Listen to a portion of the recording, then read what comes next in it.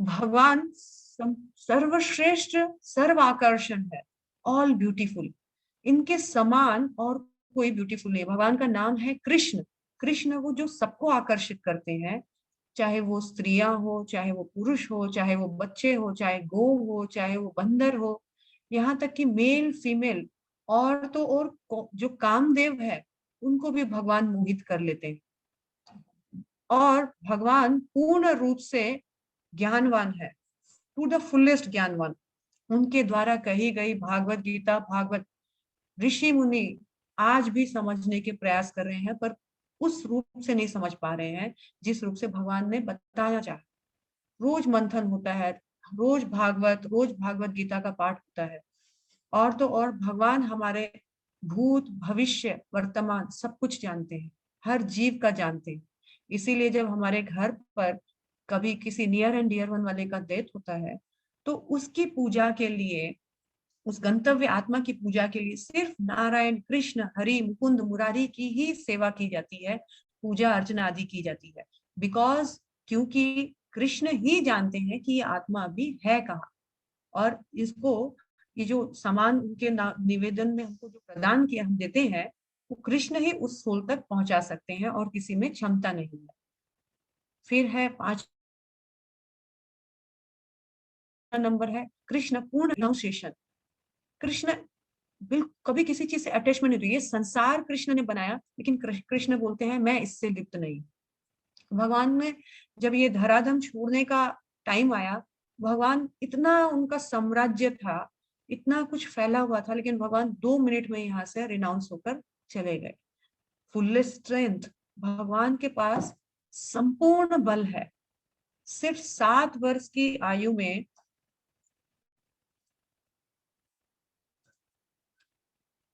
नहीं meeting leave हो गई ना, वी हैव टू मीट। भगवान सिर्फ 7 वर्ष की आयु में गोवर्धन पर्वत धारण करते हैं, और तो और भगवान ने जस्ट कुछ ही दिन के बालक थे, भगवान ने इतनी विशाल पुतना का वध किया। भगवान ने गोवर्धन सिर्फ इस पर्वत, इस उंगली से उठाई, 7 दिन 7 रात। ये उंगली कुछ करने लायक नहीं है, स्ट्रेंथ नहीं रहता इसमें। तो इस तरह से पराशर मुनि ने कहा कि कृष्ण में ये 6 के 6 ऐश्वर्य पूर्ण रूप से विराजमान है। एक नहीं, दो नहीं, तीन नहीं, चार नहीं, पांच नहीं, 6 के 6 है। इसलिए पराशर मुनि जो व्यासदेव के पिता है, उन्होंने कहा कि भगवान तो केवल कृष्ण है, क्योंकि वो है भगवान। भग मतलब 6, वान मतलब ऐश्वर्य। भग मतलब ऐश्वर्य और वान मतलब धारण करने वाला। तो जो 6 प्रकार के ऐश्वर्य को पूर्ण रूप से धारण करते हैं, वही भगवान है। इसीलिए यहाँ पर अलग से भगवान को डिनोट करने का जरूरत नहीं पड़ा कि कृष्ण भगवान वाच्य। भगवान वाच्य मीन्स कृष्ण, कृष्ण वाच्य मीन्स भगवान वाच्य। पूरी भागवत गीता में आपको कहीं भी नहीं मिलेगा भगवान श्री कृष्ण वाच्य, क्योंकि हर संत महात्मा साधु भक्त, हर बुद्धिमान व्यक्ति जानता है भगवान मीन्स ओनली कृष्ण। तो आगे हम देखते हैं कि यहाँ पर श्री भगवान वाचा, भगवान ने कहा, तो क्या कहा भगवान ने? भगवान सबसे पहले अर्जुन को फटकारते हैं। क्या फटकारते हैं? कि कुतस्त्वा कश्मलम इदम विश्व समुपस्थितम अनार्य जुष्टम असर्ग्यम कीर्तिम करम अर्जुन। ये अर्जुन, ये गंदगी तुम्हारे माइंड में, इतना थॉट्स, जो गंदे गंदे थॉट्स जो हैं, ये कलमश तुम्हारे मन में आया कैसे? और वो भी इस विश्व में, इस क्रिटिकल, इस क्राइसिस वाली सिचुएशन में, जबकि युद्ध प्रारंभ होने वाला है। युद्ध प्रारंभ होने से पहले पहले तुम इस क्रिटिकल सिचुएशन में ये प्रश्न, ये उत्तर, ये मन में गंदगी, ये कैसे आए तुम्हारे मन में? ये तो आर्यों को शोभा नहीं देता है। आर्य मतलब क्या होता है? आर्य मतलब वो जो सिविलाइज्ड है, जिनको जीवन का मोल पता है, जिनको पता है कि हम जीवन में क्यों आए हैं, भक्ति करना हमारा धर्म है। ऐसे आर्यों को ये शोभा नहीं देता है। तुम तो अनार्य जैसा काम कर रहे हो। अनार्य मीन्स तुम तो अनसिविलाइज जैसा कार्य कर रहे हो।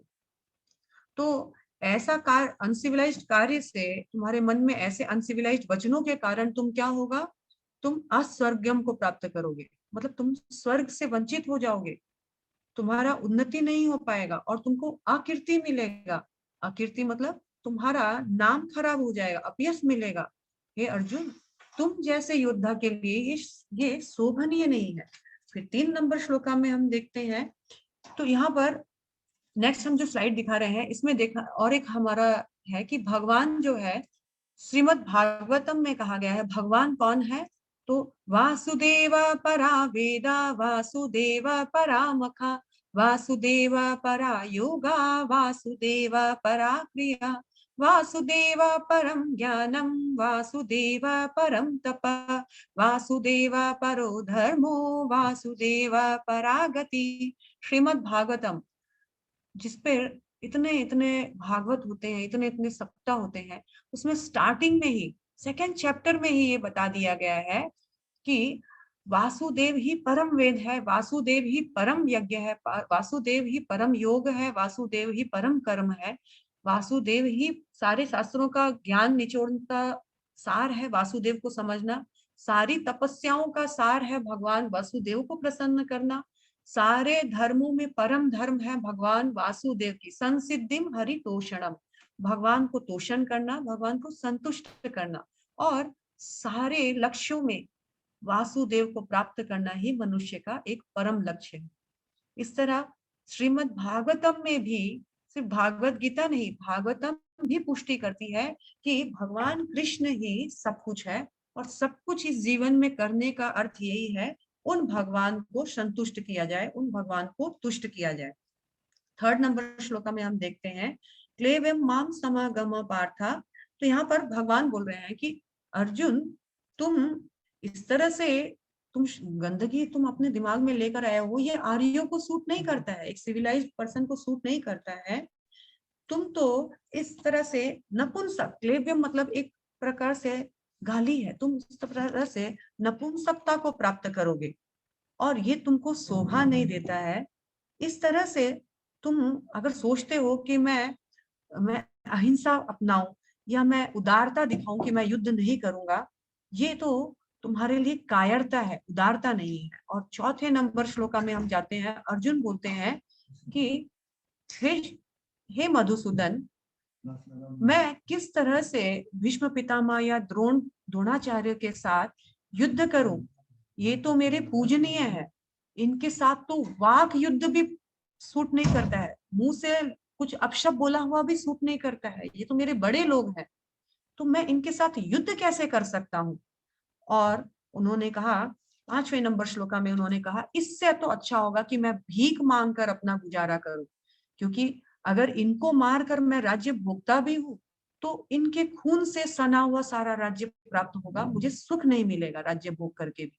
और 6वें नंबर श्लोका में अर्जुन महात्मा 6वें नंबर श्लोका तक आते आते कंफ्यूज हो जाते हैं, टोटली कंफ्यूज होकर बोलते हैं हे भगवान अब मैं क्या करूं, मुझे पता नहीं कि मैं इनको मारूं या इनके द्वारा मारा जाऊं, मैं इनको जीतूं या इनके द्वारा जीता जाऊं, मुझे कुछ पता नहीं है कि मैं क्या करूं, मैं भीख मांगकर अपना गुजारा चलाऊं कि मैं युद्ध करूं।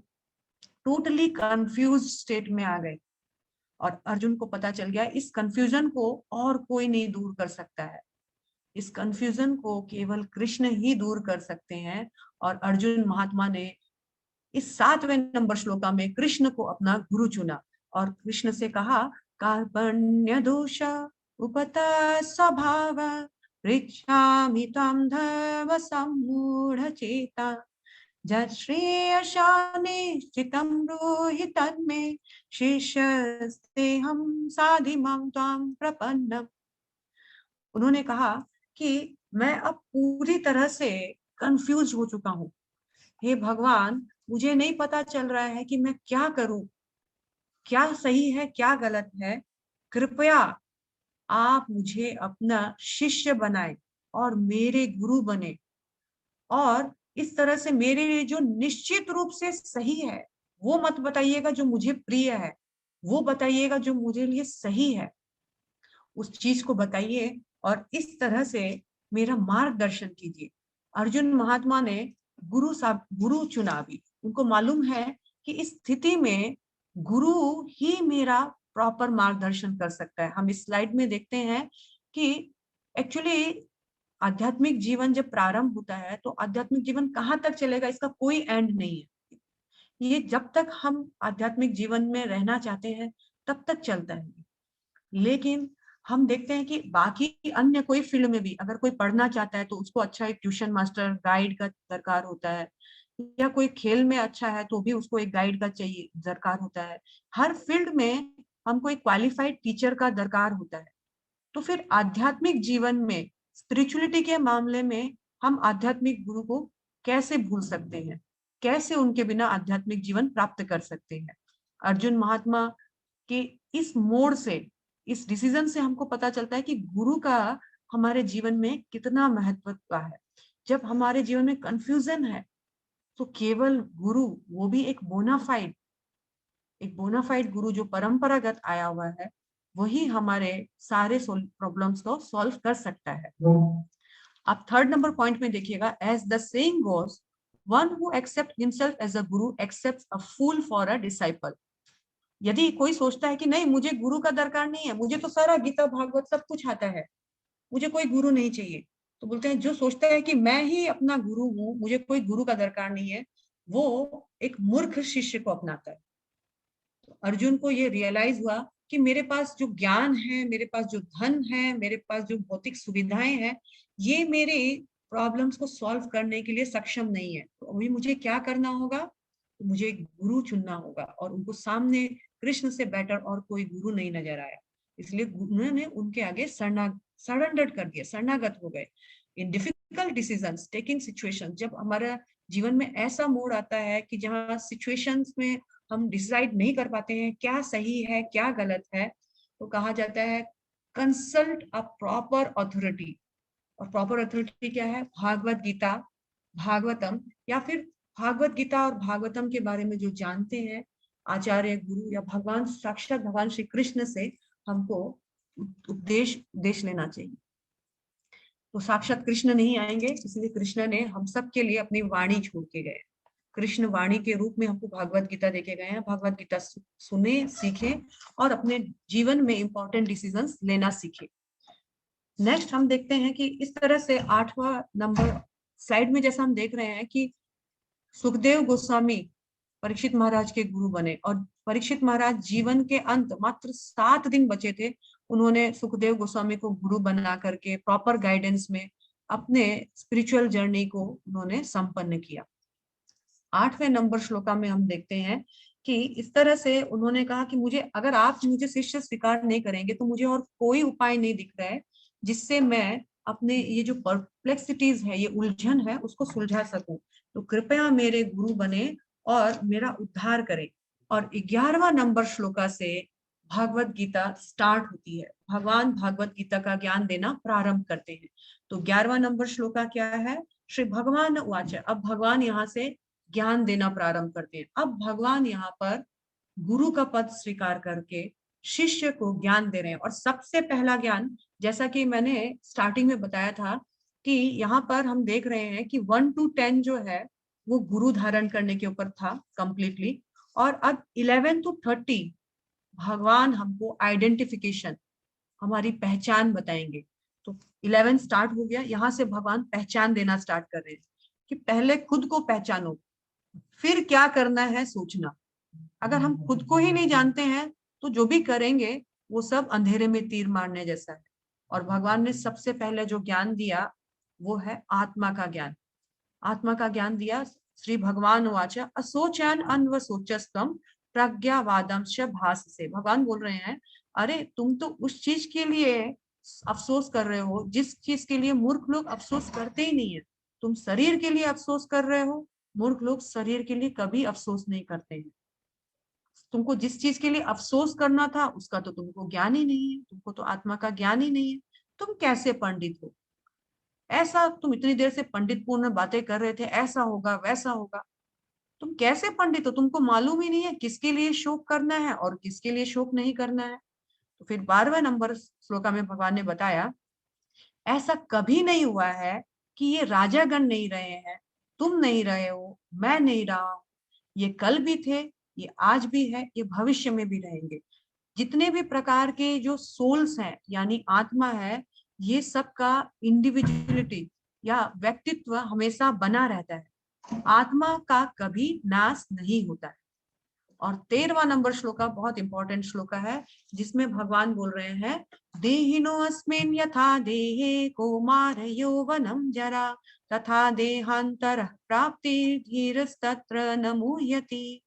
भगवान क्या बोल रहे हैं कि देखो अर्जुन, ये जो शरीर है ये हमेशा चेंज होता है। आप स्लाइड में देख रहे हैं किस प्रकार से शरीर निरंतर चेंज हो रहा है। कैसे चेंज हो रहा है? तो एक बच्चे से, एकदम छोटा सा इन्फेंट बेबी है, वो बच्चे से धीरे धीरे क्रॉलिंग करना सीख रहा है, चलना सीख रहा है, फिर वो थोड़ा थोड़ा स्कूलिंग जाने लायक हो जाता है, फिर हायर एजुकेशन, कॉलेज, यूनिवर्सिटीज, फिर वो कमाने लगता है, धन कमाने लगता है, और फिर धीरे धीरे बुढ़ापे की ओर जाता है, और बूढ़ा होते होते होते धीरे धीरे एक दिन मर जाता है और उसका शरीर का नाश हो जाता है। तो भगवान यही बोल रहे हैं कि देखो, जिस तरह से एक आत्मा, यहाँ पर आप एक चीज, इंपॉर्टेंट चीज देखिएगा, यहाँ पर सबके अंदर ये जो स्पार्क देख रहे हैं, हृदय में एक, हार्ट में एक स्पार्क देख रहे हैं, इस स्पार्क में कोई चेंजेस नहीं है साइज में, और इसमें कोई चेंजेस नहीं है, सिर्फ चेंजेस किसमें है? शरीर में। भगवान बोल रहे हैं कि देखो, ये शरीर तो नित्य परिवर्तनशील है। पहले बचपन में कहा जाता है, बाल्य अवस्था से तरुण अवस्था, बचपन से वो जवानी की ओर बढ़ता है, जवानी से फिर वो वृद्ध अवस्था में बढ़ता है, और वृद्ध होते होते धीरे धीरे जब उसका शरीर बेकार हो जाता है, एनर्जी लेस हो जाता है, तो वो मृत्यु की ओर चला जाता है। तो ये तो संसार का नियम है। ऐसे नियम से, शरीर के परिवर्तन से धीर व्यक्ति, ज्ञानवान व्यक्ति, वो कभी भी मोहित नहीं होता है। लेकिन अब अर्जुन महात्मा, इसमें हम और देखते हैं कि इस शरीर में और क्या चेंजेस आता है। तो इस शरीर में 6 प्रकार के चेंज आते हैं। ये 6 प्रकार के चेंजेस क्या है? पहले ये शरीर माता के गर्भ में प्रवेश करता है, माता के गर्भ में उसका जन्म होता है, फिर ये कुछ समय तक माता के गर्भ में रहता है, और इसके बाद ये धीरे धीरे बढ़ने लगता है। आप देखिए, ग्रोइंग स्टेज में आ गया, बढ़ते बढ़ते धीरे धीरे एक ऐसे स्टेज में आता है जहां ये बाय प्रोडक्ट पैदा करता है, यानी जहां ये खुद भी एक शरीर से दूसरा शरीर उत्पन्न करता है, और धीरे धीरे वो क्षीण होने लगता है, धीरे धीरे वो झुकने लगता है, यानी बुढ़ापे की ओर जाता है, और अंत में वो मर जाता है। ये 6 प्रकार के चेंजेस हैं कि वो टेक बर्थ, फिर वो थोड़ा दिन वहां पे रहता है, फिर ग्रो, बढ़ता है, और फिर वो बच्चे पैदा करता है, फिर धीरे धीरे क्षीण होता है और मृत्यु की ओर अग्रसर होता है। तो शरीर के ऐसे परिवर्तन से कभी भी कोई भी बुद्धिमान व्यक्ति मोहग्रस्त नहीं होता है। तो अर्जुन महात्मा बोल सकते हैं कि अच्छा, अगर मोहग्रस्त नहीं होता है, लेकिन मैं तो इस शरीर को ही जानता हूँ, तो इस शरीर के नहीं रहने पर मुझे दुख तो होगा ही। तो भगवान बोल रहे हैं, देखो 14th नंबर श्लोका में देखो, हे कुंती पुत्र, हरे कृष्ण, हरे कृष्ण, हे कुंती पुत्र, यहाँ है, मात्र स्पर्शस्तु कौन्तेय शीत उष्ण सुख दुखद आगम अपायनु नित्य स्थान तितिक्षुष भारत। हे भरत पुत्र, ये जो मनुष्य के जीवन में सुख दुख, सर्दी गर्मी, मान अपमान, ये जो है, ये मौसम के जैसे आते जाते हैं। सर्दी गर्मी जैसे अपने आप आती हैं, वैसे ही मनुष्य के जीवन में सुख दुख अपने आप आते हैं। तो बुद्धिमान व्यक्ति को क्या चाहिए? तितिक्षुषा, बर्दाश्त करना चाहिए, टॉलरेंस करना चाहिए। इनको बर्दाश्त करते हुए उनको पूरी रेस्पॉन्सिबिलिटीज के साथ, पूरे कर्तव्य के साथ अपने ड्यूटीज का पालन करना चाहिए, पूरे जिम्मेदारियों के साथ अपने कर्तव्यों का पालन करना चाहिए। एक धीर व्यक्ति उनके जीवन में आने वाले चेंजेस से कभी मोहग्रस्त नहीं होता है। उसको मालूम है आज सुख है तो कल दुख भी आएगा, और दुख है तो सुख भी आएगा। जैसे हम कभी भी सुख के लिए प्रयास करते हैं, दुख के लिए कोई प्रयास नहीं करता है, लेकिन फिर भी ना चाहते हुए भी हमारे जीवन में दुख आते हैं, वैसे ही हमारे जीवन में हम कितना भी प्रयास करें, ना चाहते हुए भी दुख आएंगे, सुख भी आएंगे। तो धीर व्यक्ति क्या है? फेजेस से विचलित नहीं होता है। धीर व्यक्ति उन फेजेस को बर्दाश्त करता है, और ये बर्दाश्त करने का फॉर्मूला जो है भगवान ने दिए है। बर्दाश्त करना कायरता नहीं है, बर्दाश्त करना सही समय का इंतजार है। लेकिन लोग इस ज्ञान का अभाव है ना, इस कारण क्या करते हैं? I can not escape my miseries. उनको ये मालूम नहीं है कि मैं अपने ये जो दुख है, इनको अपने शरीर का शरीर को डिस्ट्रॉय करके, शरीर का विनाश करके या शरीर को कष्ट पहुंचाकर मैं इन दुखों से निवारण नहीं कर सकता हूँ। लोग सोचते हैं सुसाइड हमारी इन सारी समस्याओं का समाधान है। सुसाइड तो हमारी समस्याओं का बढ़ावा है, क्योंकि जो सोल है, आत्मा है, वो हमेशा जर्नी करती रहती है, उसकी यात्रा हमेशा कैरिड फॉरवर्ड होती रहती है। आप शरीर को रोक सकते हो, शरीर क्योंकि चेंजेबल है, आत्मा चेंजेबल नहीं है। आप शरीर आत्मा के जो जर्नी है उसको रोक नहीं सकते हो, और आप अपने लिए और बड़ा गड्ढा खोदते हो। तो यहाँ पर भगवान बोल रहे हैं बर्दाश्त करना है सिचुएशन। सिचुएशन हमेशा चेंज होती है, उससे प्रभावित नहीं होना है। एक धीर व्यक्ति उनसे प्रभावित नहीं होता है। इस तरह 15th नंबर में फिर भगवान ने कहा कि जो सिचुएशंस को बर्दाश्त करके हुए चलता है वो एक्चुअली मुक्ति का पात्र होता है, उसको ही मुक्ति प्राप्त होती है। और 16वां नंबर में फिर कहा गया है कि जो वाकई में शास्त्रों को जानते हैं, जो भक्त आदि हैं, जो साधु महात्मा है, वो जानते हैं कि ये शरीर तो टेम्पररी है, आत्मा ही परमानेंट है। इसलिए वो किसी टेम्पररी चीज के लिए बहुत ज्यादा मेहनत नहीं करते हैं, परमानेंट चीज के लिए ज्यादा मेहनत करते हैं। इस आत्मा का कैरेक्टरिस्टिक बताया गया है 17वें नंबर श्लोका में कि आत्मा जो है कभी भी आत्मा का विनाश नहीं होता है, अविनाशी है। और आत्मा को हम कैसे पहचान सकते हैं इस शरीर में? आत्मा को हम चेतना के माध्यम से पहचान सकते हैं, दैट मीन्स कॉन्शियसनेस। ये जो कॉन्शियसनेस है ना, आत्मा इस शरीर में कहाँ वास करती है? तो हृदय के स्थल में। आत्मा शरीर में हृदय के स्थल में वास करती है, और पूरे शरीर में हृदय के द्वारा चेतना यानी कॉन्शियसनेस जो है वो वर्क करता है। और कॉन्शियसनेस के कारण हम जीवित है या मृत है वो घोषित किया जाता है। जब हमारे जीवन में जब हमारे कॉन्शियसनेस चली जाती है तब कहा जाता है कि वो चला गया, वो मर गया, वो नहीं रहा। जबकि हम तो सोए रहते हैं।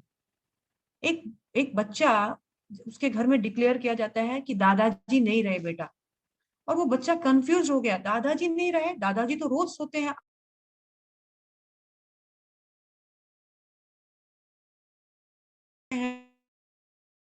कैसे माँ की दादी नहीं रहे?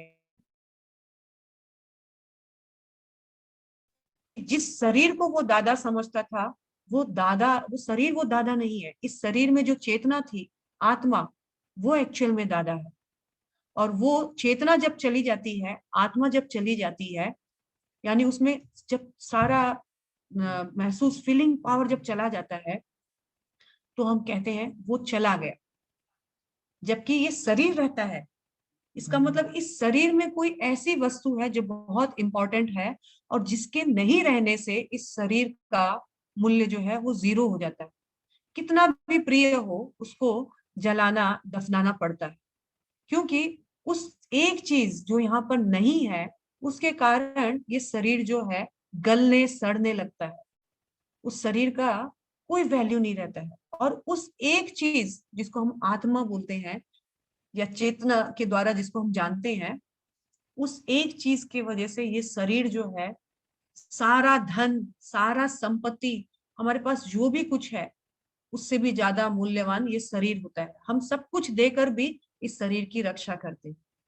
तो भगवान इस प्रकार से ज्ञान देते हैं, और भगवान बताते हैं देखो, ये आत्मा इस पूरे शरीर में चेतना के माध्यम से वर्क करती है। और इस आत्मा का साइज क्या है बताऊं? इस आत्मा का साइज आप 17वें नंबर श्लोका में देखिएगा, परपट में लिखा हुआ है। इस आत्मा का साइज क्या है? हमारा जो केश है, बाल जो है, उसका जो अग्र भाग जो है, टिप ऑफ द हेयर, इसका जो अग्र भाग है उसका 10,000वां भाग का एक भाग है। कितना? 10,000वां भाग का एक भाग इस आत्मा का साइज है। मतलब इतने सूक्ष्म है, इतनी माइन्यूट है कि इसको देखने के लिए कोई इंस्ट्रूमेंट ही नहीं बना है, इसको देखा ही नहीं जाता है। जैसे हम अपने मन को नहीं देख पाते हैं, जैसे हम अपनी बुद्धि को नहीं देख पाते हैं, जैसे हम हवा को नहीं देख पाते हैं, ये इतना सूक्ष्म होता है। मन उससे भी ज्यादा सूक्ष्म होता है, आत्मा उससे भी ज्यादा सूक्ष्म होता है। हम आत्मा को अपनी इन आंखों से देख नहीं सकते हैं, हम आत्मा को महसूस कर सकते हैं हमारी बॉडी में चेतना के माध्यम से। इस तरह से भगवान बोलते हैं 18वें नंबर श्लोका में भगवान बोलते हैं कि देखो देखो, नेटवर्क बहुत डिस्टर्ब हो शरीर रहा है का माता जी। अंत होता है, आत्मा लेकिन कभी नहीं मरती है। और इस शरीर हरे और कृष्णा। आत्मा में डिफरेंस क्या है? तो ये शरीर क्या है? ये शरीर नाश होता है, आत्मा अविनाशी है। ये शरीर दिखता है, आत्मा दिखती नहीं है। ये शरीर टेम्पररी है, आत्मा परमानेंट है। इस तरह से कई भगवान ने उदाहरण देते हुए 19 नंबर श्लोका में भगवान बोलते हैं कि क्योंकि ये आत्मा दिखती ही नहीं है, तो भला कौन इसको मरवा सकता है और कौन इसको मार सकता है? आत्मा बहुत सूक्ष्म है। और 20वें नंबर श्लोका में फिर भगवान बताते हैं, न जायते म्रियते वा कदाचिन नयं भूत्वा भवितो वा न भूया अजो नित्य शाश्वतो अयं पुराणो न हन्यते हन्यमाने शरीरे। भगवान बता रहे हैं, हे अर्जुन, आत्मा न किस काल में जन्म लिया है, न उसकी मृत्यु होती है। वह न तो कभी जन्म लेता है, न कभी जन्म लिया है। वह अजन्मा है, नित्य है, शाश्वत है, पुरातन है। शरीर के मारे जाने पर भी वो मरता नहीं है। हमारा शरीर मरता है, आत्मा नहीं मरती। हम बोलते हैं ना कि वो गया, तो शरीर कहीं नहीं जाता है, शरीर तो यहीं पड़ा रहता है, वो पार्थिव हो जाता है, बेकार हो जाता है, आत्मा चली जाती है। और हम पूरे जीवन इस आत्मा के बारे में नहीं जानते हैं। यहाँ पर हम स्लाइड में देख रहे हैं, परपट में, इसी के तात्पर्य में 20वां नंबर श्लोक के तात्पर्य में दिया गया है कि ये शरीर एक वृक्ष के समान है, पेड़ के समान है, जिसमें दो पक्षी वास करते हैं, एक परमात्मा पक्षी और एक आत्मा पक्षी। ये आत्मा पक्षी है और ये परमात्मा पक्षी है। ये जो आत्मा पक्षी है, ये बहुत बिजी है। इस पेड़ में आने के बाद ये परमात्मा आत्मा पक्षी जो है बहुत बिजी हो जाता है। किस चीज में बिजी हो जाता है? इस पेड़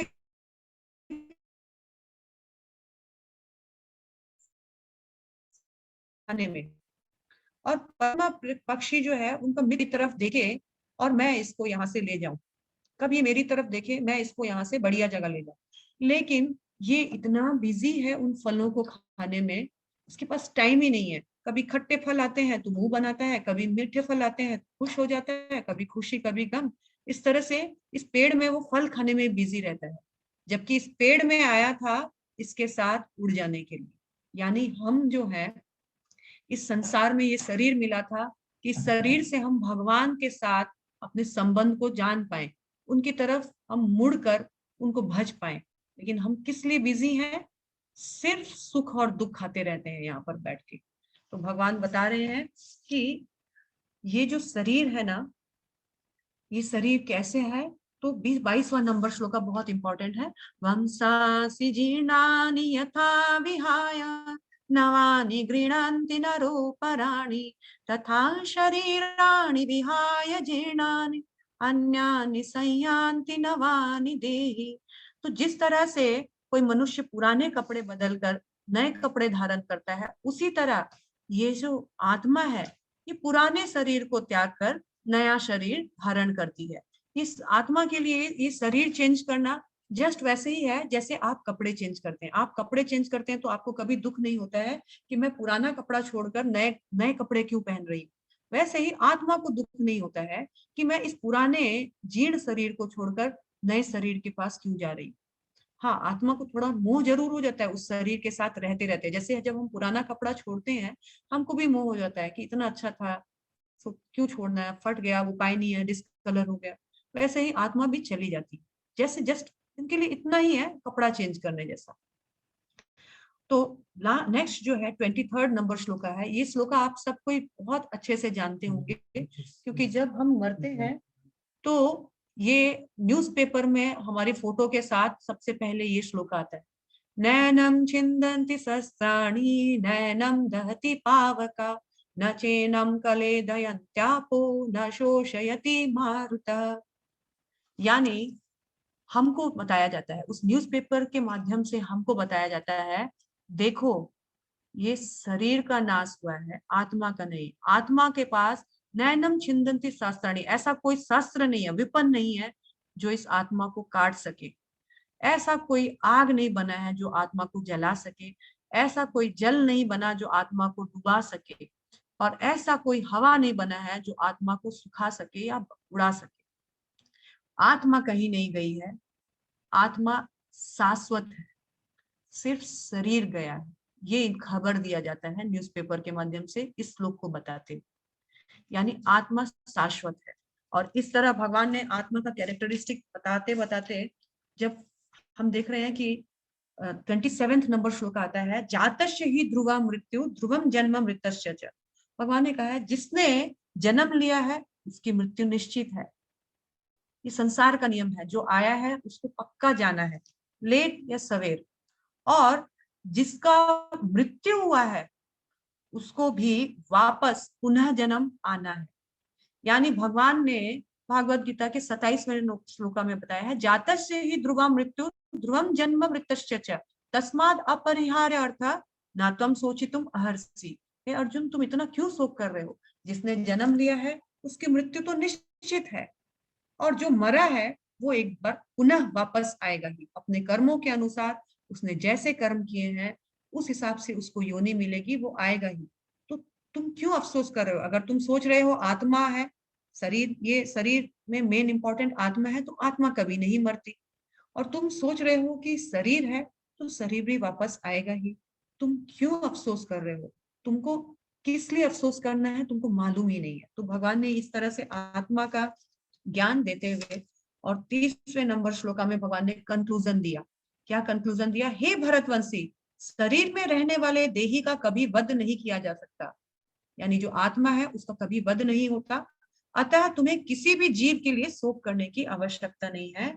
तुमको क्या करना है? तुम यहाँ पर युद्ध करने आए हो, अपना ड्यूटी करो। तो भगवान ने पहले पहले सबसे पहले हम देखें कि किस तरह से अर्जुन को एक गुरु का ज्ञान का दरकार था। गुरु ग्रहण करने के बाद सबसे पहला जो ज्ञान गुरु देते हैं वो बताते हैं कि देखो, तुम ये शरीर नहीं, ये तुम एक आत्मा हो, और आत्मा का क्या कैरेक्टरिस्टिक्स है उसको बताने के बाद जो एक सच्चा गुरु है वो ये बताएंगे कि तुमको अभी क्या करना है।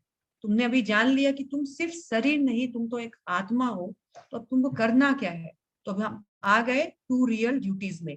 हम देख रहे हैं कि टू रियल ड्यूटीज हमारा तीसरा पड़ाव है, इस चैप्टर का तीसरा पड़ाव है।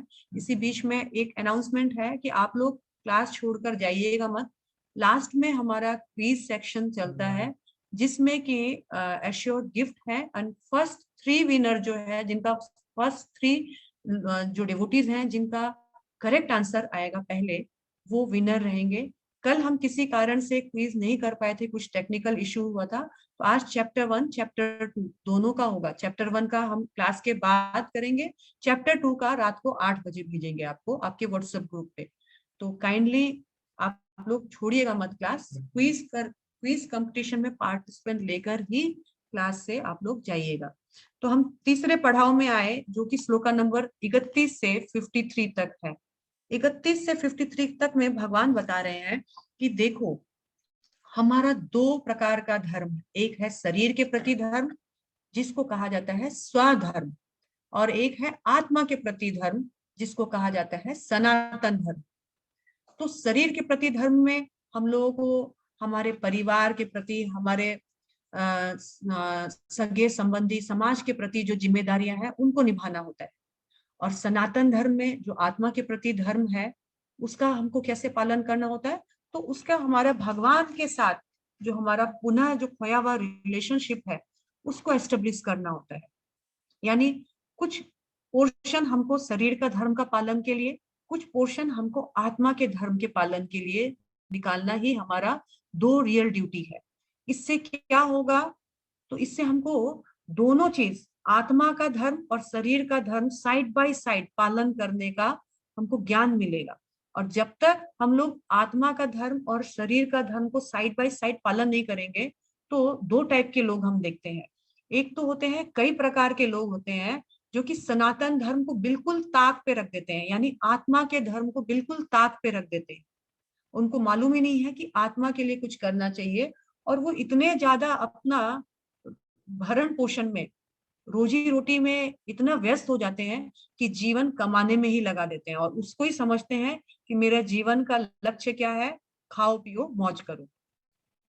इस प्रकार के लोग टोटली शरीर के धर्म का पालन में ही व्यस्त रह जाते हैं, आत्मा धर्म का उनको ज्ञान ही नहीं रहता है। दूसरी तरफ टू द एक्सट्रीम ऐसे लोग होते हैं जिनको कहीं से पता चलता है, ज्ञान हो जाता है कि भगवान का भजन करने के अलावा और कोई गति नहीं है, और वो इस अधूरे ज्ञान के कारण प्रीमैच्योरली, आप लोग वर्ड को समझ के समझिएगा, प्रीमैच्योरली मतलब वो जानते नहीं है पूरी तरह से, इमैच्योरली उन लोगों ने सोचा अच्छा सारा सब कुछ शरीर का धर्म वगैरह छोड़ो, छोड़ो घर द्वार, चलो हरिद्वार। क्या करना है? अरे चलो सन्यास लेते हैं, सन्यास लेने से ही भगवान मिलेंगे। लेकिन क्योंकि प्रीमैच्योरली सन्यास लिया, सही से पूरा शरीर का प्रति अभी तक अटैचमेंट खत्म नहीं हुआ, फिर लौट के बुद्धू घर को आते हैं, या तो फिर सन्यास आश्रम में भी गड़बड़ काम करते हैं। तो इसीलिए हम लोगों को हमारा जीवन को यदि सच में प्रसन्नता पूर्वक जीवन बताना है, एक सक्सेसफुल लाइफ बताना है, तो हमको दोनों ड्यूटीज को साइड बाय साइड बैलेंस करके चलना है, शरीर का धर्म, आत्मा का धर्म। और इसी से हम एक happy balanced material as well as spiritual life, आध्यात्मिक और भौतिक जीवन का सुखद और बैलेंस्ड लाइफ जी सकते हैं। फिर इसमें भगवान ने आगे 31 से 37 नंबर श्लोका तक बताया कि देखो मैं तुमको बताता हूँ कि तुम युद्ध करोगे तो क्या क्या फायदा होगा। सकाम कर्म, सकाम कर्म मतलब होता है कि तुमको क्या क्या मिलेगा। तो अर्जुन, तुम एक क्षत्रिय हो, क्षत्रिय का शरीर का धर्म क्या है? वो शासन करेगा। क्षत्रिय का दो धर्म होता है, यदि कोई युद्ध के लिए ललकारे तो वो पीछे नहीं हट सकता है, यदि कोई शतरंज के लिए ललकारे पीछे नहीं हट सकता है। तुम क्षत्रिय हो, राजपाट करना तुम्हारा धर्म है। क्षत्रिय भिक्षा नहीं मांगता है, तुम्हारे स्वधर्म में ये आचरण में ये तुम पॉसिबल ही नहीं है, क्योंकि भिक्षा मांगना बहुत हम्बल काम है, और क्षत्रिय बहुत खून खराबा, बहुत वार्म ब्लडेड होते हैं। क्षत्रिय कभी भिक्षा नहीं मांग सकते हैं। तुम अगर युद्ध नहीं करोगे ना तो तुमको पाप लगेगा, क्योंकि तुमने अपने स्वधर्म का अच्छे से आचरण नहीं किया, और इसके कारण तुमको अकीर्ति मिलेगी। अकीर्ति मतलब तुम्हारा नाम खराब हो जाएगा, तुम पूरे समाज में बहुत बहादुर महाबाहु अर्जुन के नाम से जाने जाते हो, पांडु पुत्र के नाम से जाते हो, तुम्हारा अकीर्ति होगा, तुम्हारी लोग निंदा करेंगे, हे युद्ध में भगोड़ा हो गया, देखो ये युद्ध में डर के भाग गया। कोई ये नहीं बोलेगा कि तुम दयावश भागे थे, सब तुम्हारी निंदा करेंगे, ये देखो भगोड़ा, जो तुमको महात्मा, जो बहुत ज्यादा तुमको बलशाली समझते थे, वो भी सोचेंगे अर्जुन डर के भाग गया। इस तरह से एक क्षत्रिय के लिए अकीर्ति, अपयश, मृत्यु से भी बुरा है। इससे अच्छा है तुम युद्ध में युद्ध करते हुए मरो। तुम युद्ध करोगे तो तुमको दो फायदा है, या तो तुम मरोगे या तो तुम राज्य प्राप्त करोगे। तुम मरोगे तो भी फायदा है कि तुमको स्वर्ग मिलेगा, क्योंकि तुमने अपनी ड्यूटी की है, इसलिए तुम्हारा अपग्रेडेशन होगा। और अगर तुम मरोगे, सॉरी, अगर तुम जीतोगे तो तुमको राज्य मिलेगा। तो नुकसान तो कहीं नहीं है, तुम दोनों तरह से ही तुम अपना भला कर रहे हो। इसलिए हे अर्जुन, युद्ध करो, तुम्हारा फायदा ही फायदा है, मंगल ही मंगल है। अपोजिट पार्टी का भी फायदा है, अगर वो युद्ध में मरेंगे तो स्वर्ग की प्राप्ति होगी, और यदि वो युद्ध में जीतेंगे तो उनको राज्य की प्राप्ति होगी। इस तरह फिर भगवान 38 नंबर श्लोका में भगवान बोलते हैं कि ठीक है, मैंने तुमको सकाम कर्म के बारे में बताया, थोड़ा मैं बताता हूँ कि अगर तुम मेरे लिए मुझे स्मरण करते हुए युद्ध करोगे तो भी तुम फायदे में रहोगे। और 38 नंबर जो श्लोका है उसमें भगवान बता रहे हैं,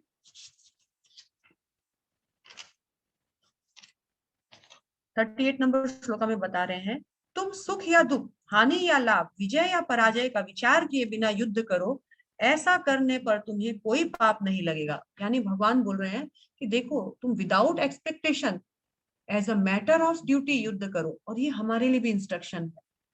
हम लोगों को जीवन में हमेशा करने के बाद भी दुख मिलता है, क्योंकि हमको एक्सपेक्टेशंस बहुत है, किसी के लिए कर रहे हैं, हमारा नाम हो, यश हो, वो हमको समझे, वो हमको और रेस्पेक्ट करे, इस एक्सपेक्टेशन से के लिए हम आगे किसी के लिए कुछ करते हैं और वो हमको समझ नहीं पाता है, वो हमको जस्ट नहीं दे पाता है, इसलिए हमको दुख होते रहता है। ये ड्यूटी समझ कर करना है कि मेरा ड्यूटी है, मैं कर रहा हूँ, मैं यश के लिए नहीं कर रहा हूँ। तो आप करके भले ही आपको कुछ मिले नहीं मिले, आप फिर भी प्रसन्न रहेंगे। और भगवान ने ये प्रसन्न रहने का फॉर्मूला बताया कि तुम as a matter of duty करो। और करके क्या होगा, ऐसा मैटर ऑफ ड्यूटी मेरे लिए करोगे तो तुमको क्या होगा। 39 नंबर श्लोका में देखते हैं, हे पृथापुत्र, तुम यदि ऐसा ज्ञान से कर्म करोगे तो तुम कर्मों के बंधन से और अपने को मुक्त कर सकोगे। इस तरह से तुम मेरे लिए कर्म करोगे निष्काम भाव से। 39 नंबर श्लोका में निष्काम कर्म से कर्म करोगे तो तुम मुझे प्राप्त करोगे। और फिर 40वां नंबर श्लोका बहुत इंपॉर्टेंट है, जिसमें भगवान बता रहे हैं, नेहाभिक्रमः नासो अस्ति प्रत्याय न विद्यते स्वल्पमस्य धर्मस्य त्रायते महतो भयात्। हे अर्जुन, इस भक्तिमय पथ पर किया गया थोड़ा सा भी कार्य ना तो तुम्हें किसी प्रकार से हानि प्रदान करेगा, ना ही तो ह्रास। मतलब भक्ति जीवन में यदि हम थोड़ा सा करते हैं, कंटिन्यू नहीं भी कर पाए, या हम आगे और ना भी बढ़े और थोड़ा सा किया और छोड़ भी दे, तो भी तुम्हारी किसी में हानि नहीं है, ना ही तुम्हारा कुछ घटेगा। बल्कि थोड़ा सा किया हुआ भक्ति भी तुमको most dangerous type of fear, मतलब सबसे भयानक महान भय से तुम्हारी रक्षा करेगा, सबसे भयानक स्थिति से तुम्हारी रक्षा करेगा। वो भयानक स्थिति क्या है? तो वो भयानक स्थिति है, सबके जीवन में एक कॉमन भय है, वो कोई भी मरना नहीं चाहता है, वो कैसे भी जीना चाहता है, सरवाइव करना चाहता है। और भगवान बोलते हैं, मैं तुम्हारी उस महान भय से रक्षा करूंगा यदि तुमने थोड़ा भी किया है। वो महान भय है कि मैं जो आया है उसको तो जाना पड़ेगा, लेकिन मैं तुमको निम्न योनियों में 84 लाख योनियों में भटकने नहीं दूंगा। नेक्स्ट जन्म तुम्हारा मनुष्य जीवन पक्का है, नेक्स्ट लाइफ नेक्स्ट बर्थ मनुष्य जीवन पक्का है, और तुम्हारे महान भय से रक्षा होगी। जैसा हम देखते हैं इस स्लाइड में, यहाँ एक हाथी है, ये पूर्व जन्म में भगवान का भक्त था, परंतु किसी ऋषि की मुनि के कारण, श्राप के कारण इसको हाथी की योनि मिली। लेकिन हाथी की योनि मिलने के बाद भी जब वो बहुत भयानक, जब क्रोकोडाइल के यानी जब मगरमच्छ ने उनको जब जकड़ लिया था और कोई दूसरा उसको हेल्प करने में असमर्थ था, उन्होंने भगवान को स्मरण किया, उनको भगवान का स्मरण हो गया, पूर्व जन्म में उनका किया हुआ भक्ति को रिवाइव हो गया, और उन्होंने भगवान को हाथी के जीवन में ही स्मरण किया, और भगवान तुरंत गरुड़ लेकर आए और उस गजराज की मदद की। तो भगवान थोड़ा सा भी किया हुआ कभी भगवान भूलते नहीं है। एग्जाम्पल अजामिल भी देख सकते हैं आप। अजामिल ने अपने ब्राह्मण परिवार में जन्म लेने के बाद एक वैश्य के साथ संग में आने के कारण ब्राह्मणत्व खो दिया था, लेकिन मृत्यु के समय उन्होंने अपने छोटे पुत्र नारायण उसको पुकारा और अजामिल का उद्धार हो गया। तो थोड़ा सा भी किया हुआ प्रगति जो है हम लोगों को विन विन सिचुएशन में रखता है। विन विन सिचुएशन मतलब हम कभी भी घाटे के सौदे में नहीं, भक्ति थोड़ा भी करें तो भी फायदा है, और ज्यादा किया पूरे जीवन किया तो कहना ही क्या। तो इसीलिए भक्ति जीवन जो है विन विन सिचुएशन है, चारों हाथ में लड्डू है, ऐसा हो जाएगा। और 41 नंबर श्लोका में कहा कि इसीलिए एक पॉइंटेड होकर, वन पॉइंटेड होकर, व्यवसाय आत्मिका बुद्धि होकर भक्ति करना, एक लक्ष्य को बनाना, यही मनुष्य का धर्म है। जो इस तरह से वन पॉइंटेड नहीं है, वो अन्य बहुत सारी शाखाओं में भटकते रहता है। जो वन पॉइंटेड होकर कृष्ण की भक्ति नहीं कर सकता है, वो क्या करता है, वो बहुत सारी शाखाओं यानी बहुत सारे देवी देवताओं के बीच में भटकते रहता है। और 42 और 43 नंबर श्लोका में कहा है भगवान ने, अल्प ज्ञानी मनुष्य वेदों के उन अलंकारिक शब्दों के प्रति अत्यधिक आसक्त हो जाते हैं, जहां लोग स्वर्ग जाना चाहते हैं, जहां लोगों को अपने कर्मों के लिए अच्छा पुत्र, अच्छी अच्छी वस्तुएं चाहिए होती है, और इस तरह से भोग और ऐश्वर्य के चक्कर में वो विभिन्न देवी देवताओं की शरण में जाते हैं। और सब कुछ जानते हुए भी, 44 नंबर श्लोक में बताया, सब कुछ जानते हुए भी वो कृष्ण का भक्ति नहीं कर पाते हैं, क्योंकि उनको लगता है कहीं मेरे इंद्र तृप्ति, कहीं मेरे सेंस ग्रेटिफिकेशन में, कहीं मेरे मौज मस्ती में कमी नहीं आ जाए। क्या पता कृष्ण देगा कि नहीं देगा। इस विचार से वो देवी देवताओं की पूजा में बने रहते हैं, ये जानते हुए भी कि मोक्ष तो कृष्ण ही देंगे, कृष्ण का एक स्थिर होकर भक्ति नहीं कर सकते हैं, ऐसा भगवान ने बताया। और 45 नंबर श्लोका में फिर भगवान ने बोला, हे अर्जुन, मैं तुमको ऑर्डर देता हूं कि तुम वेदों के इन भाषाओं से, इन लुभावनी भाषाओं से ऊपर उठो और मेरी शुद्ध भक्ति करना प्रारंभ करो। शुद्ध भक्ति यानी मेरे इंस्ट्रक्शंस को फॉलो करो।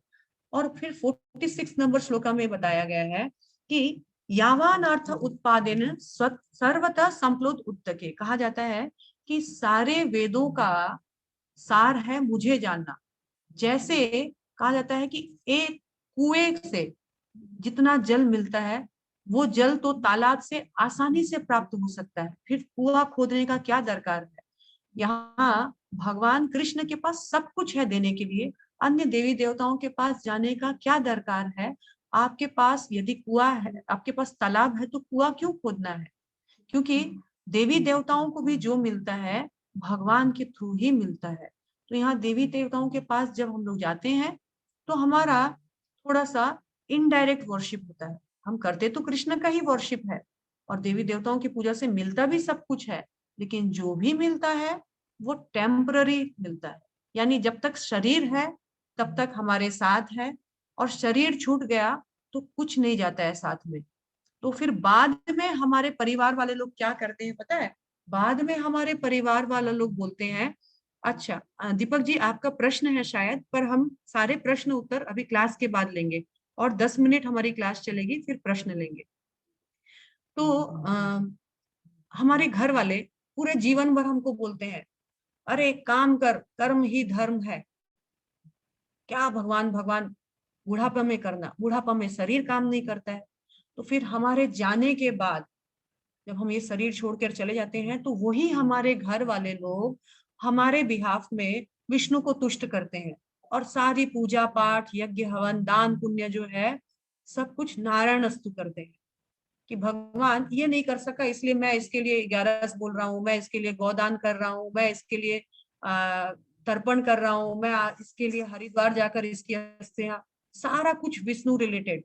अंत में तुलसी पत्ता देना, उसको गीता सुनाना। अरे अभी क्यों विष्णु विष्णु, पूरे जीवन भर आपने ये ज्ञान नहीं दिया, मरने चला तो आप उसका उद्धार के लिए विष्णु को पकड़ रहे हो। जीवन में पहले सिखाना चाहिए था, लेकिन क्या सिखाया जीवन में, लोभ करना। अच्छा पुत्र चाहिए तो करो फलाने की पूजा, अच्छी पत्नी चाहिए करो फलाने की पूजा, अच्छा संपत्ति चाहिए करो यक्षों की पूजा। लेकिन उसके साथ हमको हरि पूजा के लिए मोटिवेट नहीं किया गया। जीवन में चलने के लिए ये सब जरूरी है, लेकिन जीवन के बाद क्या, तो उन लोग फिर बाद में वो लिपापुती करते हैं करवा कर। एनीवेज उसके बाद इस तरह से भगवान ने बताया। और फिर 47 नंबर श्लोका में आगे भगवान बता रहे हैं, कर्मण्यवादी का रस्ते। ये श्लोका बहुत फेमस है, आप लोग सब जानते हैं, बड़ी बड़ी मल्टीनेशनल कंपनीज इसको यूज करते हैं इस श्लोका को।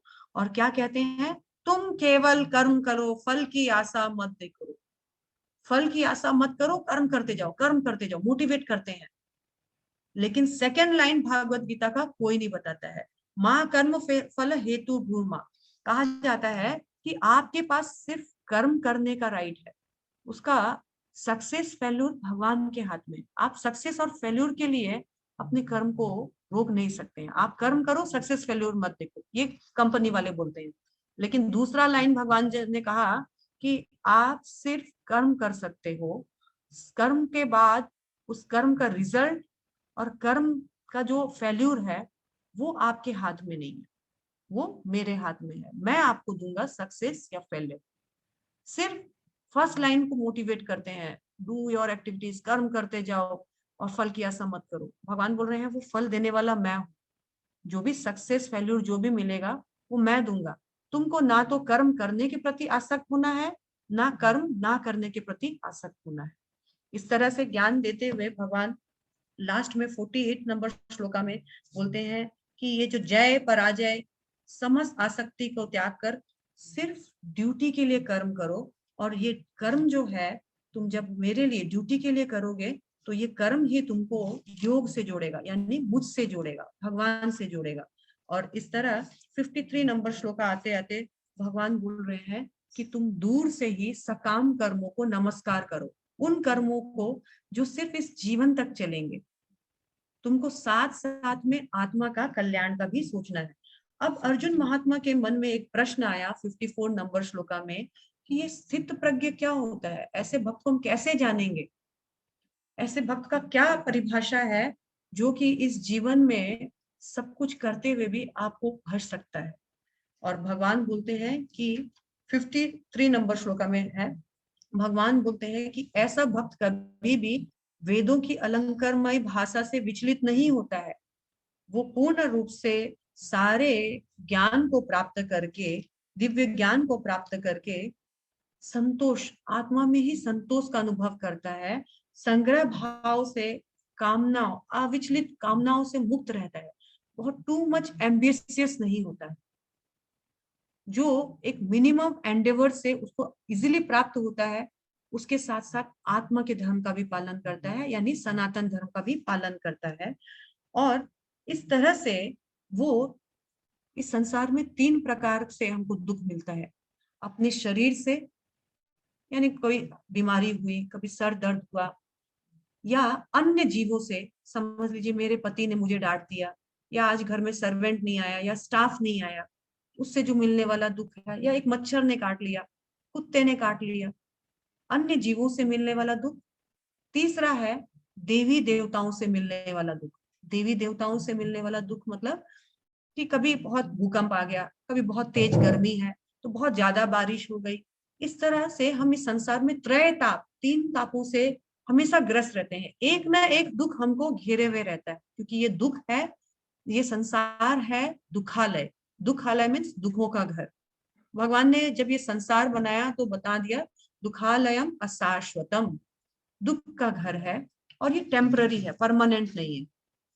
तो कहा गया है ऐसा व्यक्ति फिर इस ज्ञान के कारण इन तीनों तापों से विचलित नहीं होता है और सुख दुख सर्दी गर्मी मान अपमान सबको बर्दाश्त करना जानता है, बिना विचलित हुए, बिना सही समय का वेट करके वो अपने आप को शांत धीर और आत्मतुष्ट बनाए रखता है।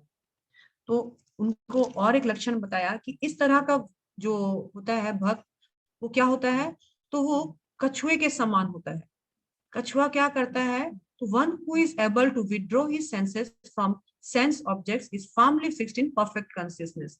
तो यहाँ क्या है, कछुआ जब देखता है ना कि कुछ खतरा है, जब उसको कुछ आभास होता है तो वो तुरंत सारा कुछ सिकुड़ लेता है, अपनी सभी इंद्रियों को, 5 इंद्रियां, 2 हाथ 2 पांव और ये जो नेक है, ये जो पूरा फेस पोर्शन है, इसको वो समेट लेता है, एक खोल के अंदर घुस जाता है और मानो ये सिर्फ एक चट्टान जैसा है। और फिर देखता है कि सब कुछ सही है तो वो 5 इंद्रियों को फिर बाहर निकालकर अपना एक्टिविटीज करता है। इसी तरह मेरा भक्त जब देखता है कि ये सेंसेस अभी मुझे डेंजर में डालने वाले हैं, मेरी अनियंत्रित इच्छाएं मुझ पर हावी होने वाली है, तो वो क्या करता है, उन इच्छाओं को सिकुड़ लेता है, वेट एंड वॉच। और फिर जब उसको लगता है कि नहीं अभी सब सही है, मैं अपने ऊपर कंट्रोल रख सकता हूँ, तो फिर वो अपने नॉर्मल एक्टिविटीज को कर सकता है, सेम जैसे कछुआ होता है।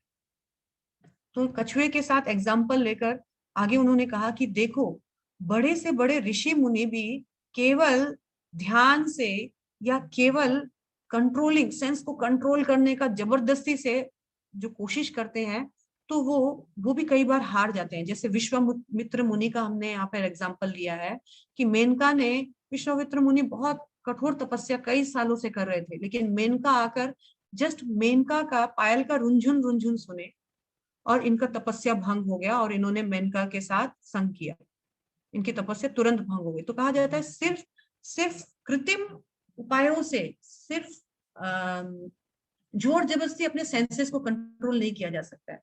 तो सेंसेस को कैसे कंट्रोल किया जा सकता है, उसको हायर टेस्ट देना होगा, रसवर्जम रसाप्यसम।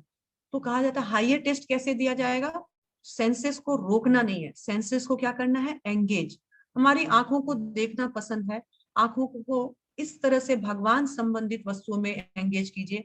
गीता, भागवत, भगवान का दर्शन करने में, भगवान के भक्तों का दर्शन करने में। हमारे कानों को म्यूजिक सुनना पसंद है तो कोई बात नहीं है, म्यूजिक सुनिए in the form of bhajan, in the form of lectures. हमारी आंखों, हाथों को, हमारे मुंह को खाने का बहुत आदत है, जीवा को, सब कुछ खाइए, भगवान को ऑफर करके खाइए। इस तरह ऑल आवर एक्टिविटीज अगर हम एंगेज करते हैं डायरेक्टली इनडायरेक्टली भगवान के साथ जोड़ करके, तो ये सेंसेस क्या है, अनियंत्रित भी नहीं रहेगी और ना ही इनको जबरदस्ती दमन करना होगा। इन्हीं सेंसेस से हम भगवान की सेवा कर सकते हैं। 5 इंद्रियां हैं हमारे पास, 5 इंद्रियों को यदि हम अपने जीवन में भोग के लिए लगाएंगे तो हम भुक्ति करेंगे, लेकिन इन्हीं 5 इंद्रियों को यदि हम भगवान की सेवा के लिए लगाएंगे तो हम भक्ति करेंगे। This is a definition of bhukti and bhakti. और इस तरह बताते हुए भगवान ने बताया कि देखो हमारे पास 5 इंद्रियां हैं। आंख, ये देखिए 5 घोड़े हैं, आंख, नाक, जीवा, त्वचा।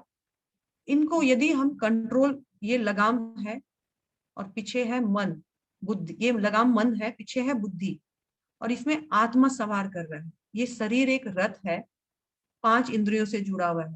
अगर ये पांचों इंद्रियां इधर उधर भागे, अनकंट्रोल रहे, और मन उसको कंट्रोल नहीं कर पाए, और बुद्धि मन को कंट्रोल नहीं कर पाए, तो इसमें जो जर्नी कर रही है आत्मा, इस आत्मा का सफर जो है बहुत दुखद होगा, एक्सीडेंटल केसेस ज्यादा रहेंगे।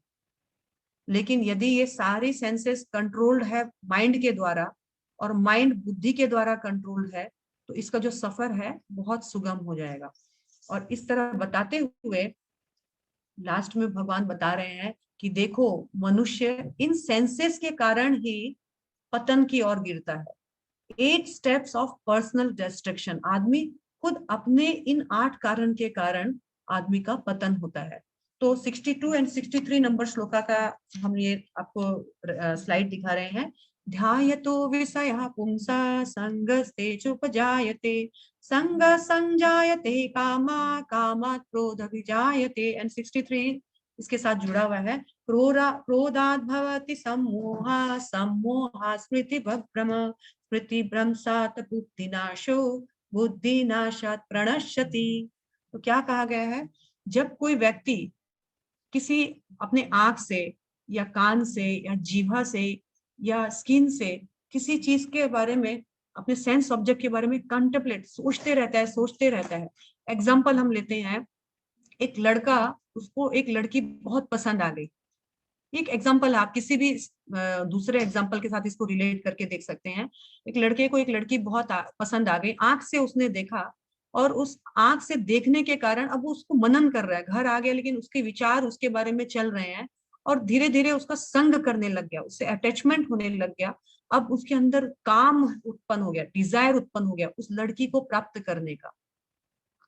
वो लड़की प्राप्त नहीं होती है तो भी क्रोध होता है, और प्राप्त होती है तो भी क्रोध होता है। हम दोनों केस पढ़ते हैं कि दोनों केसेस में क्रोध कैसे आता है। लड़की प्राप्त नहीं होती है तो क्रोध आना ऑब्वियस है, आप लोग सहमत है। लड़की प्राप्त नहीं हुई, क्रोध आया, क्रोध के मारे हम लोग भ्रम में पड़ गए, तू मेरी नहीं तो किसी की भी नहीं। और इसके कारण क्या हुआ, स्मृति विभ्रम, हमारा स्मृति का विनाश हो जाता है। या तो तू मेरी या तो किसी की नहीं, या मैं मरूंगा या तुझे मारूंगा। और बुद्धि का नाश होता है, और उसको मार देता है और खुद जेल चला जाता है। ये है फर्स्ट केस जिसमें हमारा डिजायर फुलफिल हो गया। डिजायर फुलफिल नहीं हुआ तो क्रोध आया, डिजायर फुलफिल हो गया तो भी क्रोध आता है। जिस डिजायर से हमने उस लड़की को पसंद किया था, बहुत जद्दोजहद से उसके साथ शादी की, सबको मनाया, सब कुछ किया, अब शादी हो गई, लेकिन उस लड़की से जिस सुख की कामना मैं कर रहा था वो मेरी बात नहीं मानती है, उसका इतना हाई डिमांड्स है या एक्स वाई जेड जो भी है, अभी आपस में दोनों में अनबन होता है। क्रोध, क्रोध के कारण मोह, मोह में आता है तो उसकी बुद्धि नाश आ जाती है। बुद्धि नाश होती है तो या तो वो डाइवर्स का सोचता है, या तो उसी लड़की के साथ एडजस्ट करके, कंप्रोमाइज करके, खुद कुछ भी गलत सहारा लेकर के वो जीता है, और उसके बाद उसका बुद्धि नाश होता है। उसकी हैप्पी मैरिड लाइफ में जो हैप्पीनेस होना चाहिए था वो नहीं होता है, पतन हो जाता है। तो ये 8 स्टेप्स है, मैंने एक छोटा सा एग्जांपल लिया है जस्ट आपको समझाने के लिए। आप कोई भी चीज, हम लोग मोबाइल पे भी कंटेम्पलेट कर सकते हैं। कोई हमको बाजार में किसी का आइडिया हुआ, सुना, आईफोन का भी नया मॉडल लिखता है, और हम उस पर कंटेम्पलेट कर रहे हैं, कंटेम्पलेट कर रहे हैं, अटैचमेंट आता है, मैं भी लूं, डिजायर आता है, नहीं ले पाया तो भी क्रोध, ले पाया तो भी क्रोध, नहीं ले पाया तो क्रोध, आप जानते हैं, और ले पाया तो क्यों क्रोध, अभी उसको ठीक से ऑपरेट नहीं कर पा रहे हैं, अरे हाथ से गिर गया, उसमें स्क्रैच आ गया। तो ये सारा इस तरह से हम लोग क्रोध करते हैं, नाश करते हैं और सुख के लिए प्रयास करते हैं, लेकिन सुख मिलता नहीं है। क्यों? क्योंकि हमको मालूम नहीं है सुख का वास्तविक परिभाषा है क्या, सुख कैसे मिलता है। सुख मिलता है यदि हमारा माइंड और हमारी सेंसेस कंट्रोल्ड में है, तो ही हमको सुख मिलेगा। And the process is only, हमारे इस पजल्ड जीवन में यदि हम लोग इस कृष्ण भावनामृत रूपी रत्न को जोड़ लें, तो हमको वास्तविक सुख का अनुभव होगा। कैसे अनुभव होगा, आगे के पाठों में भगवान बताएंगे। फिलहाल भगवान ने हमें अपनी आइडेंटिफिकेशन बताई, उसके लिए एक गुरु का दरकार होता है, गुरु ने आइडेंटिफिकेशन बताया, आइडेंटिफिकेशन से हमारी ड्यूटीज पता चला, और ड्यूटीज से पता चला कि हमको भक्त बनने से हमको कैसे रहना है। तो इस तरह से हम सेकेंड चैप्टर को यहाँ पर समाप्त करते हैं। कल थर्ड चैप्टर में इसका सीक्वेंस आगे आएगा, आप लोग कल भी बने रहिए, और फिर आगे हम देखते हैं भागवत गीता में क्या होता है। किसी का कोई प्रश्न उत्तर है तो प्लीज अपने आप को म्यूट कीजिएगा, अनम्यूट कीजिएगा, सॉरी। और उमा जी। हाँ, मैंने अनम्यूट कर दिया सबको माता जी। आप लोग, हाँ, हरे कृष्णा, वन बाय वन एक एक करके कृपया प्रश्न कीजिएगा, ताकि कंफ्यूज। माता जी हरे कृष्णा। हरे कृष्णा, प्रणाम। Yes, Mataji. At the outset, I just want to thank. I want to thank to be. I am fortunate enough to be the part of this session. It's a learning process for me, and Thank you. Even we are fortunate. Yes, I'm thankful to all the organizers as well. Mataji, I just have a Hare question. Krishna. Yes, please. Yes, I during your preaching, I just came to a section of your preach. I want to know whether the character of Barbaric will be also addressed in this session. Yeah, actually, this is level 1. So we will discuss in level 1 only important factors are being discussed. Since it's a very limited time procedure meeting now, so we can discuss all these things in elaborate way. Okay. Yeah, of course, Barbaric is a part of this session, but yes, all these things will be discussed in level 2. If anyone wants to join us in level 2, then only we can continue all this elaborate. Abhi jo bhi main bata rahi hu, this is our brief narration. Basic. Yeah, this is an overview of the chapters. Okay. So for just in today we took 72 slokas just in 1 hour 15 minutes, and that too with bhajan, manglacharan, and everything. So it is not possible to discuss all the 72 slokas in an elaborate way. So if anyone is interested, yeah, of course, we will start there our level 2. If anyone is interested, you are most welcome. And there we will discuss all the things elaborately. Okay, Mataji. I just wanted to ask a question in contrary to Barbaric only. Yes. Because as you said that well is Devi Devata, and ocean is considered to be Lord Krishna. We had हरे कृष्णा, बाकी को mute कर दीजिए Uma ji, please बाकी को mute कीजिए क्योंकि मुझे सुनाई नहीं दे रहा है. Yes, I just was referring to your preach that you had said that well is the Devi Devata, you are absolutely right, and ocean is Lord Krishna. But my question which came to my mind on that during that part was, Barbaric was awarded a boon by Lord Krishna, and he awarded him that in Kali Yuga, you will be worshipped by my name. Yes, absolutely, you're right. If anybody worships you, that will be deemed to be person who is worshipping you will be worshipping me, in fact. Me only, yeah. Yes. So that is what I want to say, that my ancestral Lord is Khatu Shyamji. So, you know, I know. On that contrary, we are whole and soul devoted to him, Khatu Shyamji. And what I think is, if I am worshipping Khatu Shyamji, I am in a way worshipping Lord Krishna as well. Yeah, Lord Krishna indirectly. Yes. Indirectly, because this is an indirect process of worshipping Lord Krishna. Okay. Since you already told that Krishna ने कहा उनको कि you are Yes, worshipping yes. me, you worshipping Khatu Shyam ji, and they are worshipping me, but this is an indirect process.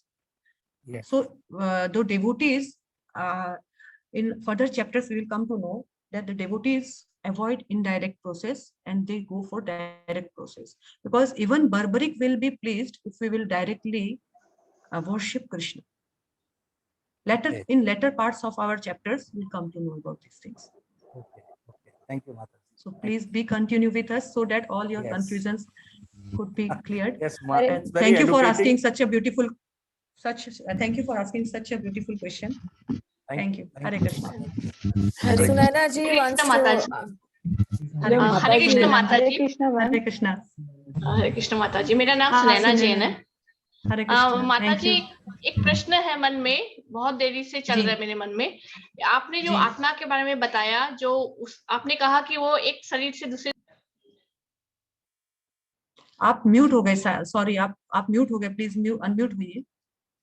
नहीं, बचपन से सुनती आ रही हूँ कि एक आत्मा एक बॉडी से दूसरी बॉडी में जाती है, लेकिन ये भी सुनने में आता है बचपन से कि ना आत्मा को मोक्ष मिलते ही, तो वो मोक्ष कब मिलती है आत्मा को? कि ऐसे लगता है वो मोक्ष मिल गया मतलब वो आत्मा नहीं है, मतलब वो भगवान के पास चलेगी, अब उसका पुनर्जन्म नहीं होगा, ऐसा कुछ होता है क्या माता जी? यस माता जी, वैसा ही होता है। आज हमने भक्ति जीवन का थोड़ा सा, क्योंकि ये ओवरव्यू था ना, भगवान ने सब कुछ इसमें थोड़ा बोला। अभी भगवान ये भी बताएंगे, भगवान ने अभी तक ये बताया कि अगर तुम अपना ड्यूटी अच्छे से करोगे तो ये जो जन्म मृत्यु का चक्र है उससे मोक्ष को प्राप्त करोगे, नहीं तो क्या करेगा, तुम आते रहोगे जाते रहोगे। तो हमारे पास अभी दो नॉलेज आ गया, या तो हम घूमते रहेंगे 84 लाख योनियों में, या तो हम जैसा कि आपने बताया कि इससे मोक्ष प्रदान करके अपना जो सोल है उसको final go back to back your original home, आपके अपने ओरिजिनल होम में, जहां से आपको लौट कर नहीं आना पड़ेगा। अभी बेसिकली हमारा प्रॉब्लम क्या है, हम सब ने कृष्ण से मान लो मुंह फेर लिया और अभी हम भटक रहे हैं। एक वैसा जो होता है ना, नॉटी बच्चा जो अपने माता पिता का बात नहीं मान रहा है और घर छोड़कर निकल कर आ गए, और माँ बाप वेट कर रहे हैं कि एक दिन मेरा बच्चा रियलाइज करेगा, वापस आएगा। लेकिन अभी क्या कर रहा है बच्चा, दर दर भटक रहा है। जब दर दर भटकने के बाद उसको समझ में आएगा कि मेरे घर के जैसा शांति कहीं नहीं है, मेरे घर के जैसा सुख कहीं नहीं है, तब तक वो भटकते रहेगा। और फिर जब उसको समझ में आएगा तो वो अपने घर सुधर कर जाकर वापस सुधरा हुआ जीव के जैसे रहेगा। हमारी हालत ऐसे ही है, अभी हम भगवान से विमुख है। हम लोग अपना ओरिजिनल भगवान का साथ जो रिलेशनशिप है उसको भूल चुके हैं, इसलिए हम लोग इस मटेरियल लाइफ में 84 लाख योनियों में ठोकर खा रहे हैं। लेकिन जैसे ही गीता भागवतम के माध्यम से समझ जाएंगे ना, हमारी एक्टिविटी सुधर जाएगी and we will go back to our original. समझ में आया ना माता जी? हम इस गीता के माध्यम से वही सीखेंगे कैसे ये 84 लाख के चक्कर को खत्म करना है। शुक्रिया, thank you. Hare Krishna. Hare Krishna ma'am. Hare Krishna. Hare Krishna. हाँ जी, हाँ जी, हरे कृष्ण। हरे कृष्ण माता जी। हेलो हाँ जी, माता जी, हरे कृष्णा। एक जन प्रश्न कीजिए, एक जन प्रश्न कीजिए। मैं प्रश्न नहीं कर रही माता जी, को इंग्लिश में बोल रहा था, मेरे समझ में नहीं आता, हम तो इतने पढ़े हुए नहीं है। सॉरी, मैं आपसे हिंदी में ही जवाब दूंगी, कोई इंग्लिश में भी प्रश्न आप तो करेगा। हिंदी में देखिए माता जी, जैसे कोई बोल रहे उन लोगों को बोले हिंदी करेगी। हाँ नहीं, मैं हिंदी में ही प्रश्न भी करूँ, उनका उत्तर दूंगी, हिंदी में प्रश्न करके हिंदी में उत्तर दिया करूंगी आगे से। ठीक है। हरे कृष्णा माता जी। तो एक बार फिर से बताए ना, भगवान हरे कृष्णा मैम। दीदी मैम माय क्वेश्चन इज, हाँ प्लीज आस्क क्वेश्चन कीजिए, प्लीज प्रश्न कीजिए। मेरा क्वेश्चन ये है कि एक सोल जब बॉडी चेंज करती है तो उसको प्रीवियस सोल का उसने क्या किया है वो सब मेमोरीज में याद क्यों नहीं रहती है?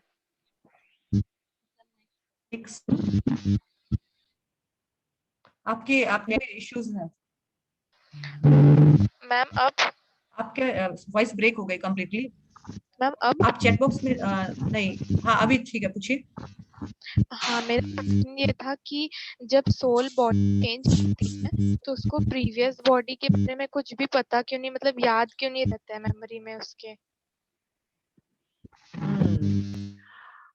ये बहुत अच्छा प्रश्न है और हम लोग इसके बारे में और भी फर्दर डिटेल में पढ़ेंगे, पर मैं आपके प्रश्न के लिए उत्तर के लिए मैं छोटे में देती हूँ। भगवान जो है, हाँ ऑफ कोर्स किसी किसी को याद रहती है अपनी प्रीवियस पास्ट लाइफ, पर भगवान ने कहा है मत स्मृति ज्ञानम अपोहनम च, इसी भागवत गीता में ये श्लोक आएगा, मत स्मृति ज्ञानम अपोहनम च, मैं ही जीवों में स्मृति मीन्स मेमोरी, फिर फॉरगेटफुलनेस एंड क्या याद दिलाना है, क्या मतलब याद रखना चाहिए, क्या भुलाना चाहिए और क्या स्टोर रखना चाहिए, मैं ही जीवों में ये याद दिलाता हूँ, मेरे से ही ये आती है। क्यों ऐसा करते हैं भगवान? क्योंकि भगवान अगर डिलेट एंड सेव नहीं करेंगे तो आप कंफ्यूज हो जाओगे, इतने सारे मम्मी पापा, और पता चलेगा जो पिछले जन्म में सबसे बड़ा कर्जदार था वो अभी पति के रूप में आपके पास बैठा है, आप उसको प्यार कर पाओगे? बाकी माताजी लोग घबराइए मत, ये एग्जाम्पल दिया, पता चलेगा कि पिछले जन्म में मैं सबसे जिससे कर्जा खा के आई थी वो भी बेटे के रूप में मेरा कर्जा चूक रहा है, तो आप उसको बेटे के रूप में सेवा कर पाओगे? प्रॉब्लम नहीं ना। तो हाँ, तो भगवान क्या है, समय समय पर कुछ, जैसे कंप्यूटर में हम लोग कुछ डिलीट करते हैं, कुछ सेव करते हैं ना, तो भगवान समय समय पर करते हैं, ताकि ये जो हमारा जो बर्थ होता है ना, और जो हम लोगों से मिलते हैं, जो हमारे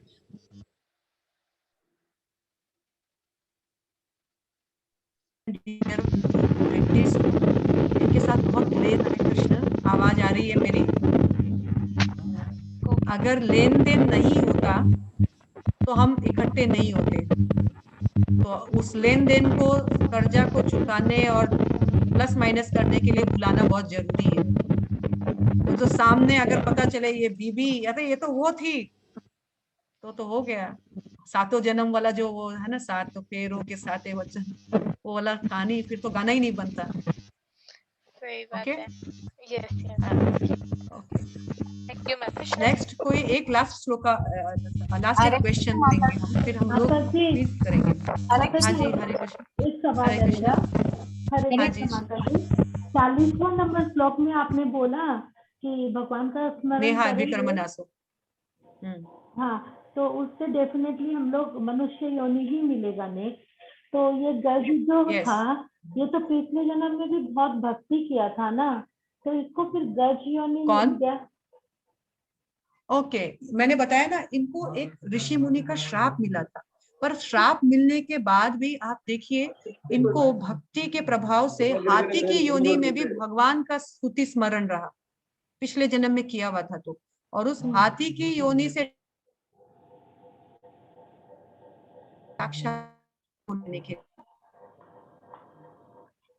हरे कृष्ण, आवाज नहीं आ रही तो भक्ति किया हुआ व्यर्थ नहीं है। भगवान अभी आई, आवाज चली जा रही है, आवाज एक्चुअली कट रही है, बार बार कट रही है। ओके ओके, नेट बंद है क्या सबका? आवाज अभी आ रही है? अभी आ रही है, अभी आ रही। हाँ, मैंने बताया कि देखिए वो हाथी था, लेकिन उसको ऋषि का श्राप था ना, ऋषि के श्राप के कारण वो हाथी योनि में आया, लेकिन हाथी योनि में आने के बावजूद भी उनको याद था कृष्ण का स्तुति, क्योंकि पिछले जन्म में उनका भक्ति किया हुआ था, और भगवान ने उनकी भक्ति का फल ये दिया कि हाथी योनि में भी उनको स्तुति याद थी, और स्तुति के कारण वो भगवान को स्मरण किया और हाथी योनि में उद्धार हो गया उनका। तो भक्ति किया हुआ कभी बेकार नहीं जाता है। किसी कारण, किसी श्राप के कारण कुछ अगर हमारा पतन भी होता है तो भगवान हमारी फिर भी देख रेख रखते हैं। ओके, राखे कृष्ण तो मारे के और मारे कृष्ण तो राखे के। ओके, अभी हम अपना क्विज जो है वो खोल रहे हैं, और बाकी के जो हमारे पुराने ग्रुप्स हैं उसमें हम लोग क्वेश्चंस भेज रहे हैं ताकि वो अपने आप में उसको क्विज को देख सकें, कर सकें। लेकिन क्विज जो है हमारा, जो दो नया एग्जिस्टिंग जो डेवोटीज का भी नया ग्रुप बना है, उन लोगों के लिए ही है। अभी हम सिर्फ चैप्टर नंबर 1 जो कल पेंडिंग रह गया था वो भेजेंगे, रात को 8 बजे चैप्टर नंबर 2 का भेजेंगे। आप लोग अपना व्हाट्सएप पे जरूर देखिएगा, 10 मिनट के अंदर आप। माता जी, मेरे को आज की रिकॉर्डिंग मिल जाएगी क्या? थैंक, आज कोई कारणवश मैं आधा सुन पाई आज की रिकॉर्डिंग।